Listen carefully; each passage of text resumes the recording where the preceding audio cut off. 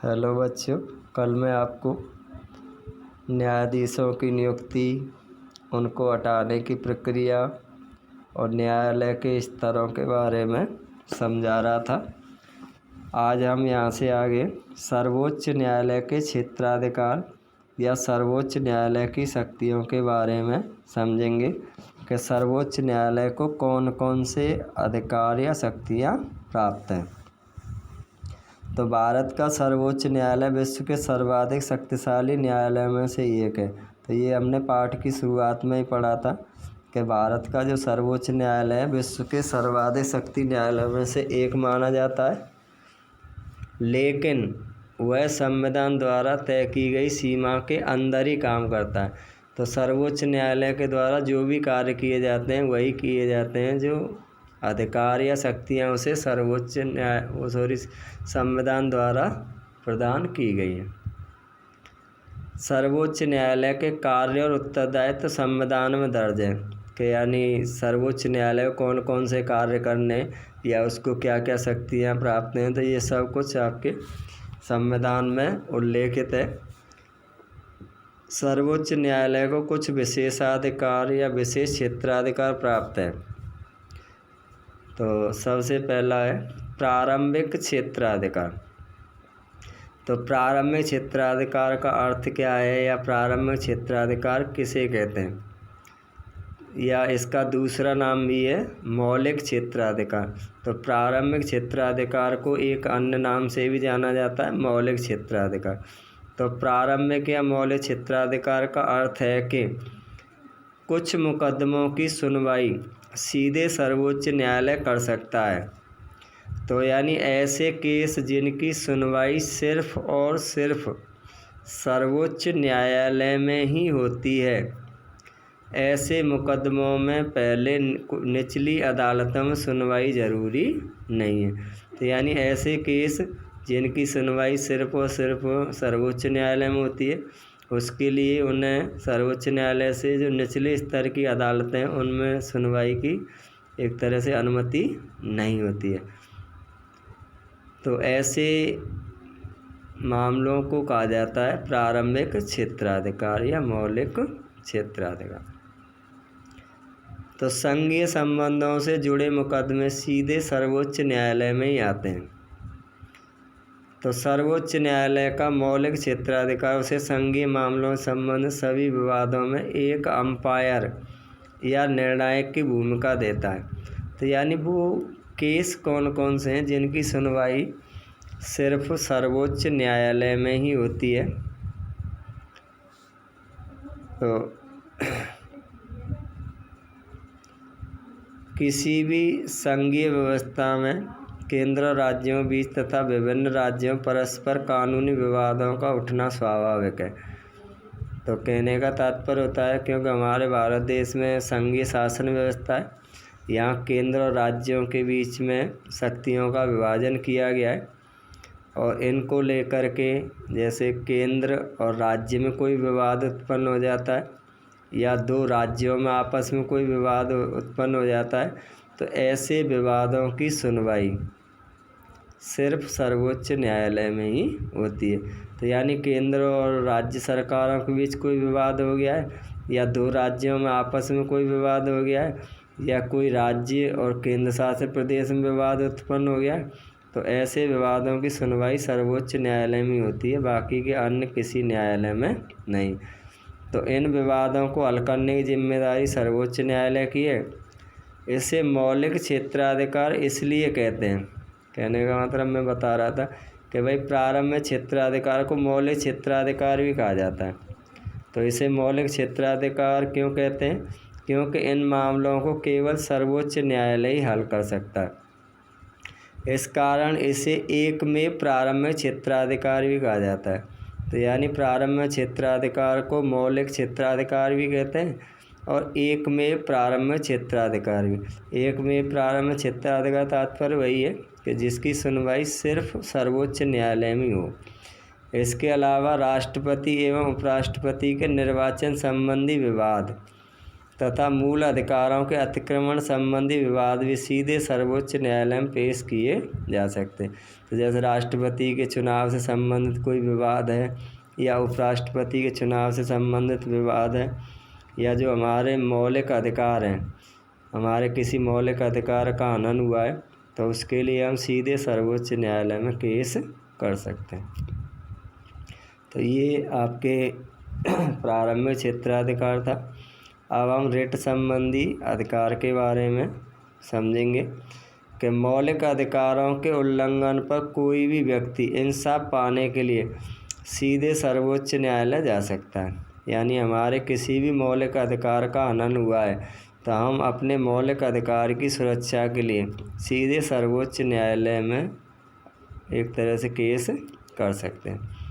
सर्वोच्च न्यायालय अपने विशेष आदेश यानी रिट के रूप में दे सकता है। उच्च न्यायालय भी रिट जारी कर सकते हैं, लेकिन जिस व्यक्ति के मौलिक अधिकारों का उल्लंघन हुआ है उसके पास विकल्प है कि वह चाहे तो उच्च न्यायालय या सीधे सर्वोच्च न्यायालय जा सकता है। तो कहने का तात्पर्य होता है कि अगर हमारे किसी मौलिक अधिकार का हनन होता है तो हम उच्च न्यायालय में जा सकते हैं, और चाहे तो सर्वोच्च न्यायालय। ये हमारी स्वेच्छा के ऊपर निर्भर करता है कि हम अपने मौलिक अधिकारों की सुरक्षा के लिए कहाँ पर जाएं।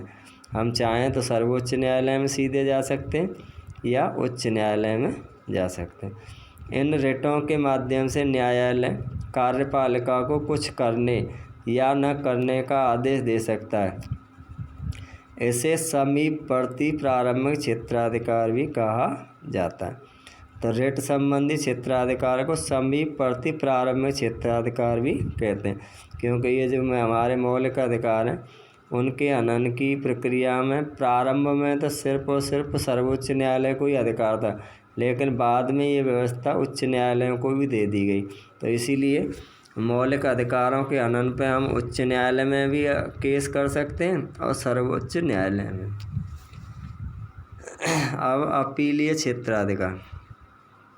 सर्वोच्च न्यायालय अपील का उच्चतम न्यायालय होता है। कहने मतलब इसके बाद हम कहीं अन्य दूसरी जगह अपील नहीं कर सकते। तो अपील का सिस्टम क्या होता है, जैसे हमने कोई केस किया था अधीनस्थ न्यायालय में, उसके फैसले संतुष्ट नहीं हैं तो हम जिला न्यायालय में अपील कर सकते हैं। उसके फैसले से भी संतुष्ट नहीं है तो हम उच्च न्यायालय में अपील कर सकते हैं। उसके फैसले से संतुष्ट नहीं है तो हम सर्वोच्च न्यायालय में अपील कर सकते हैं। तो सर्वोच्च न्यायालय अपील का उच्चतम न्यायालय। कोई भी व्यक्ति उच्च न्यायालय के निर्णय के विरुद्ध सर्वोच्च न्यायालय में अपील कर सकता है, लेकिन उच्च न्यायालय को यह प्रमाण पत्र देना पड़ता है कि वह मुकदमा सर्वोच्च न्यायालय में अपील करने योग्य है, अर्थात उसमें संविधान या कानून की व्याख्या करने जैसा कोई गंभीर मामला निहित है। तो यानी कोई भी केस जिसके बारे में उच्च न्यायालय यह प्रमाण पत्र दे दे कि भाई ये केस सर्वोच्च न्यायालय में अपील करने योग्य है और इसमें संविधान की व्याख्या या कानून के मामले में तथ्य छिपे हुए हैं, तो ऐसे केस के लिए हम सर्वोच्च न्यायालय में अपील कर सकते हैं। अगर फौजदारी के मामले में निचली अदालत किसी को फांसी की सज़ा दे दे, तो यानी ऐसे कौन से केस हैं जिनकी अपील सर्वोच्च न्यायालय में की जा सकती है। तो जैसे मान लीजिए किसी निचली अदालत ने किसी व्यक्ति को फांसी की सज़ा दे दी है, तो उसकी अपील सर्वोच्च न्यायालय या उच्च न्यायालय में की जा सकती है।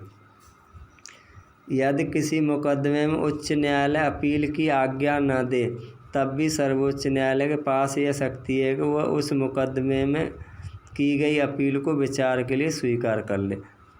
तो मान लीजिए किसी केस में उच्च न्यायालय ने सहमति नहीं दी, तो फिर भी सर्वोच्च न्यायालय उस केस को अपने पास में अपील जो की गई है उसे रख सकता है या उस पर सुनवाई कर सकता है।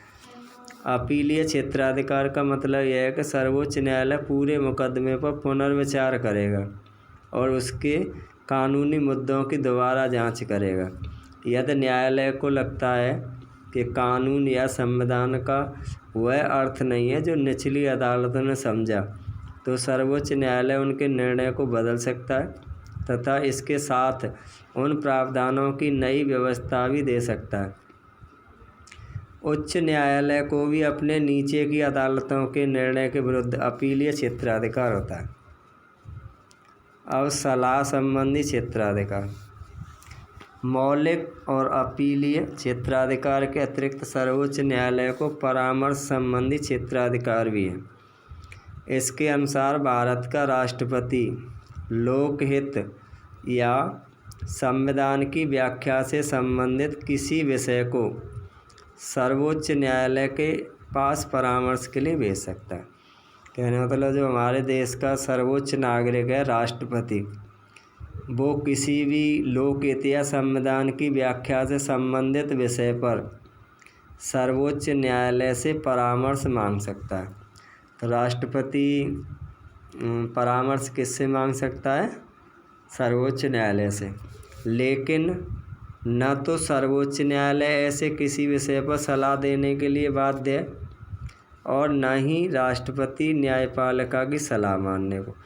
इसका तात्पर्य क्या होता है? जैसे मान लीजिए राष्ट्रपति ने किसी विषय पर सर्वोच्च न्यायालय से सलाह मांगी कि भाई आप मुझे इस मामले में परामर्श या सलाह दीजिए, तो सर्वोच्च न्यायालय उस सलाह को दे भी सकता है और नहीं भी दे सकता। मान लीजिए राष्ट्रपति ने सर्वोच्च न्यायालय से कोई सलाह या परामर्श मांगा, सर्वोच्च न्यायालय ने उसे वो सलाह या परामर्श दे दिया, तो राष्ट्रपति भी सर्वोच्च न्यायालय के द्वारा दिए गए परामर्श या सलाह को मानने के लिए बाध्य नहीं है। तो फिर सर्वोच्च न्यायालय परामर्श देने की शक्ति की क्या उपयोगिता है? अब प्रश्न ये आता है कि मान लीजिए राष्ट्रपति ने सर्वोच्च न्यायालय से कोई सलाह मांगी और न्यायालय ने उसको सलाह दे दिया, तो लेकिन राष्ट्रपति उस सलाह को मान नहीं रहा है, तो फिर सर्वोच्च न्यायालय को परामर्श देने की शक्ति की क्या उपयोगिता है? तो इसकी दो मुख्य उपयोगिताएँ हैं। पहली, इससे सरकार को छूट मिल जाती है किसी महत्वपूर्ण मसले पर कार्रवाई करने से पहले वह अदालत की कानूनी राय जान ले। इससे बाद में कानूनी विवाद से बचा जा सकता है। तो जैसे मान लीजिए कई केस ऐसे होते हैं कि जिनके बारे में हमें सही ढंग से या विस्तृत ढंग से जानकारी नहीं होती है। अब हम उस पर कोई फैसला लेते हैं तो बाद में कानूनी अड़चन पैदा होती है, आपस में विवाद उत्पन्न होता है। तो इससे पहले न्यायालय से सलाह ले लेना कि भाई इस मामले में क्या उचित रहेगा। दूसरा, सर्वोच्च न्यायालय की सलाह मानकर सरकार अपने प्रस्तावित निर्णय या विधेयक में समुचित संशोधन कर सकती है। तो इसके दो फायदे या लाभ है या दो उपयोग है। तो पहला कौन सा है कि इससे सरकार को छूट मिल जाती है किसी महत्वपूर्ण मसले पर कार्रवाई करने से पहले वह अदालत की कानूनी राय जान ले, और दूसरा कानूनी राय जान ले, इससे बाद में कानूनी विवाद से बचा जा सके। और दूसरा पॉइंट है सर्वोच्च न्यायालय की सलाह मानकर सरकार अपने प्रस्तावित निर्णय या विधेयक में समुचित संशोधन कर सकती है। अब न्यायिक सक्रियता। तो अनेक लोगों का मानना है कि न्यायिक सक्रियता अथवा जनहित याचिका, यानी न्यायिक सक्रियता को जनहित याचिका के नाम से भी जाना जाता है। तो न्यायिक सक्रियता अथवा जनहित याचिका, इन दोनों ने न्यायपालिका के कार्यों में क्रांतिकारी परिवर्तन कर उन्हें पहले से अधिक जनोन्मुखी बना दिया है। तो यानी अब न्यायिक सक्रियता जब से आई है और जनहित याचिका जब से हमारे न्याय की प्रणाली में जुड़ी है, तब से न्यायपालिका कार्यों में क्रांतिकारी परिवर्तन देखने को मिले हैं। तो सबसे पहले हम न्यायिक सक्रियता के बारे में कि भारत में न्यायिक सक्रियता का मुख्य साधन जनहित याचिका या सामाजिक व्यवहार याचिका रही है। आखिर जनहित याचिका है क्या, कब और कैसे इसकी शुरुआत हुई? कानून की सामान्य प्रक्रिया में कोई व्यक्ति तभी अदालत जा सकता है जब उसका कोई व्यक्तिगत नुकसान हुआ हो। यानी कानूनी सिस्टम क्या होता है कि मान लीजिए मेरा कोई भी नुकसान या क्षति हुई है तो मैं ही न्यायालय जा सकता हूँ या मैं ही केस कर सकता हूँ। तो इसका मतलब यह है कि अपने अधिकार का उल्लंघन होने पर या किसी विवाद में फंसने पर कोई व्यक्ति इंसाफ पाने के लिए अदालत का दरवाज़ा खटखटा सकता है। 1979 में इस अवधारणा में बदलाव आया, यानी पहले जो सिस्टम था कि जिसका नुकसान हुआ है वही अदालत में केस कर सकता है, लेकिन 1979 से इस प्रक्रिया में बदलाव देखने को मिला। 1979 में इस बदलाव की शुरुआत करते हुए न्यायालय ने एक ऐसे मुकदमे की सुनवाई करने का निर्णय लिया जिसे पीड़ित लोगों ने नहीं बल्कि उनकी ओर से दूसरों ने दाखिल किया था। चूँकि इस मामले में जनहित से संबंधित एक मुद्दे पर विचार हो रहा था, अतः इसे और ऐसे ही अन्य अनेक मुकदमों को जनहित याचिकाओं का नाम दिया गया। उसी समय सर्वोच्च न्यायालय ने कैदियों के अधिकार से संबंधित मुकदमे पर भी विचार किया। कहने मतलब जैसे भागलपुर एक जेल है, उसमें कई कैदी जिन्होंने अपनी सज़ा का समय पूरा कर लिया था, उसके बावजूद भी उन्हें वहाँ से रिहा नहीं किया गया। तो वहाँ जब एक वकील गया था तो उसे उन लोगों ने बताया कि भाई हमने, जैसे हमें मान लीजिए 10 साल की सज़ा मिली थी, हमने 10 साल का जो सज़ा का समय था वो पूरा कर लिया, लेकिन हमको आज तक जेल से रिहा नहीं किया गया। तो उस मामले को उस वकील ने सर्वोच्च न्यायालय के सामने रखा और सर्वोच्च न्यायालय ने तुरंत उस मामले की सुनवाई की और उस जेल के जो जेलर हैं उनको आदेश दिया कि जिन कैदियों ने अपना सज़ा का समय पूरा कर लिया है उनको तुरंत रिहा किया जाए। तो तभी से आपके एक तरह से जनहित याचिकाओं की शुरुआत हो गई थी। इससे ऐसे मुकदमे की बाढ़ सी आ गई जिसमें जनसेवा की भावना रखने वाले नागरिकों तथा स्वयंसेवी संगठनों ने अधिकारों की रक्षा, गरीबों के जीवन को और बेहतर बनाने, पर्यावरण की सुरक्षा और लोकहित से जुड़े अनेक मुद्दों पर न्यायपालिका से हस्तक्षेप की मांग की थी। जनहित याचिका न्यायिक सक्रियता का सबसे प्रभावी साधन हो गई है। तो आज के समय में न्यायिक सक्रियता का सबसे प्रभावी साधन किसे माना जाता है? जनहित याचिका को। किसी के द्वारा मुकदमा करने पर उस मुद्दे पर विचार करने के बजाय न्यायपालिका ने अखबार में छपी खबरों और डाक से प्राप्त शिकायतों को आधार बनाकर उन पर विचार करना शुरू कर दिया। इस तरह न्यायपालिका की यह नई भूमिका न्यायिक सक्रियता के रूप में लोकप्रिय हुई। तो यानी बाद में तो क्या नाम आपके न्यायपालिका ने, जैसे कोई अखबार में खबर छपी है या किसी ने डाक से ही कोई शिकायत सर्वोच्च न्यायालय के पास में भेज दी, तो उस पर भी न्यायपालिका ने एक तरह से निर्णय लिया या उस पर फैसला सुनाया।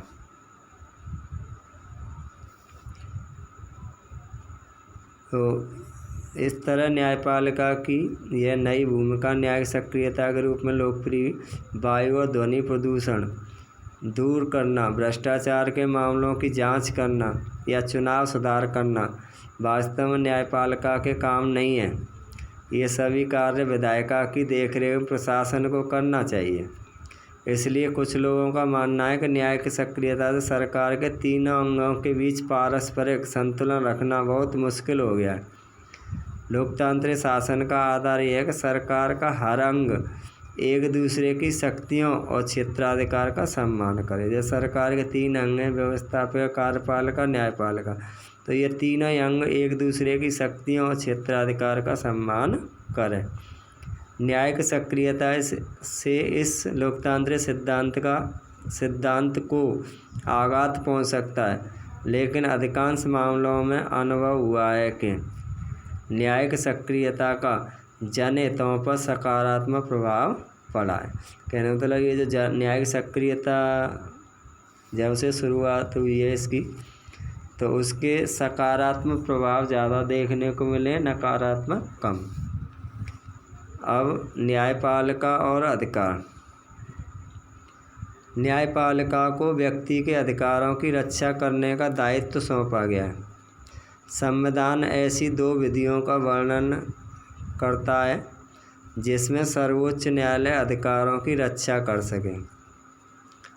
तो ये अनेक रिट हैं, यानी हमारे मौलिक अधिकारों की सुरक्षा के लिए सर्वोच्च न्यायालय द्वारा जो रिट जारी की जाती हैं वो बंदी प्रत्यक्षीकरण, परमादेश, उत्प्रेषण लेख, जिसके बारे में हम पहले ही पढ़ चुके हैं, जारी करके मौलिक अधिकारों को फिर से स्थापित कर सकता है। इसका उल्लेख अनुच्छेद 32 में किया गया है। उच्च न्यायालयों को भी ऐसी रिट जारी करने की शक्ति है जिसका उल्लेख अनुच्छेद 226। तो यानी हमारे मौलिक अधिकारों की सुरक्षा के लिए सर्वोच्च न्यायालय भी रिट जारी कर सकता है और उच्च न्यायालय भी। तो जो सर्वोच्च न्यायालय के द्वारा जो रिट जारी की जाती है उसका उल्लेख तो अनुच्छेद 32 में है, और जो उच्च न्यायालय के द्वारा रिट जारी की जाती है उनका उल्लेख अनुच्छेद 226 में है। सर्वोच्च न्यायालय किसी कानून को गैर संवैधानिक घोषित कर उसे लागू होने से रोक सकता है। ये उल्लेख है अनुच्छेद 13 में। तो अनुच्छेद 13 में क्या उल्लेख किया गया है? इसमें उल्लेख किया गया है कि सर्वोच्च न्यायालय किसी कानून को गैर संवैधानिक घोषित कर उसे लागू होने से रोक सकता है। ये दोनों प्रावधान एक और सर्वोच्च न्यायालय को नागरिकों के मौलिक अधिकार के संरक्षक तथा दूसरी ओर संविधान के व्याख्याकार के रूप में स्थापित करते हैं। उपर्युक्त प्रावधानों में दूसरा प्रावधान न्यायिक पुनरावलोकन की व्यवस्था करता है। अब न्यायपालिका और संसद। न्यायपालिका ने अधिकार के मुद्दे पर तो सक्रियता दिखाई है, राजनीतिक व्यवहार बर्ताव से संविधान को ठेंगा दिखाने की प्रवृत्ति पर भी अंकुश लगाया है। इसी कारण जो विषय पहले न्यायिक पुनरावलोकन के दायरे में नहीं थे उन्हें भी अब इस दायरे में ले लिया गया है। यानी पहले राष्ट्रपति और राज्यपाल की शक्तियाँ न्यायिक पुनरावलोकन के दायरे में नहीं थी। ऐसे और भी अनेक उदाहरण हैं जिसमें सर्वोच्च न्यायालय ने न्याय की स्थापना के लिए कार्यपालिका की संस्थाओं को निर्देश दिए, जैसे उसने हवाला मामले, नरसिंह मामले और पेट्रोल पंपों के अवैध आवंटन जैसे अनेक मामलों में CBI, जिसका पूरा नाम है केंद्रीय जांच ब्यूरो, को निर्देश दिया कि वह भ्रष्ट राजनेताओं और नौकरशाहों के विरुद्ध जांच करें। भारतीय संविधान शक्ति के सीमित बंटवारे, अवरोध तथा संतुलन के एक सुंदर सिद्धांत पर आधारित है। इसका मतलब यह है कि सरकार के प्रत्येक अंग का एक स्पष्ट कार्य क्षेत्र है। संसद कानून बनाने और संविधान का संशोधन करने में सर्वोच्च है। तो यानी कानून कौन बनाता है? संसद। और संविधान में संशोधन कौन करता है? संसद। कार्यपालिका उन्हें लागू करने, यानी कार्यपालिका जो संसद ने कानून बनाया उनको लागू करती है, तथा न्यायपालिका विवादों को सुलझाने और यह सुनिश्चित करने में सर्वोच्च है कि क्या बनाए गए कानून संविधान के अनुकूल हैं। इस स्पष्ट कार्य विभाजन के बावजूद संसद और न्यायपालिका तथा कार्यपालिका और न्यायपालिका के बीच टकराव भारतीय राजनीति की विशेषता रही है। संविधान लागू होने के तुरंत बाद संपत्ति के अधिकार पर रोक लगाने की संसद की शक्ति पर विवाद खड़ा हो गया। कहने का मतलब जो संपत्ति का मौलिक अधिकार था पहले तो उस पर रोक लगा दी थी, तो उसको लेके नहीं आपके न्यायपालिका और संसद में विवाद उत्पन्न हो गया था। संसद संपत्ति रखने के अधिकार पर कुछ प्रतिबंध लगाना चाहती थी जिससे भूमि सुधारों को लागू किया जा सके। न्यायालय ने निर्णय दिया कि संसद मौलिक अधिकारों को सीमित नहीं कर सकती। संसद ने तब संविधान को संशोधित करने का प्रयास किया, लेकिन न्यायालय ने कहा कि संविधान के संशोधन के द्वारा भी मौलिक अधिकारों को सीमित नहीं किया जा सकता। अब निष्कर्ष। भारतीय न्यायपालिका अपनी स्वतंत्रता के लिए भी जानी जाती है। अनेक निर्णयों के माध्यम से न्यायपालिका ने संविधान की नई व्यवस्थाएं या व्याख्याएं दी हैं और नागरिकों के अधिकारों की रक्षा की। लोकतंत्र वास्तव में विधायिका और न्यायपालिका के बीच एक अत्यंत संवेदनशील संतुलन पर आधारित है और इन दोनों को संविधान की सीमाओं के अंदर ही रहकर कार्य करना पड़ता है।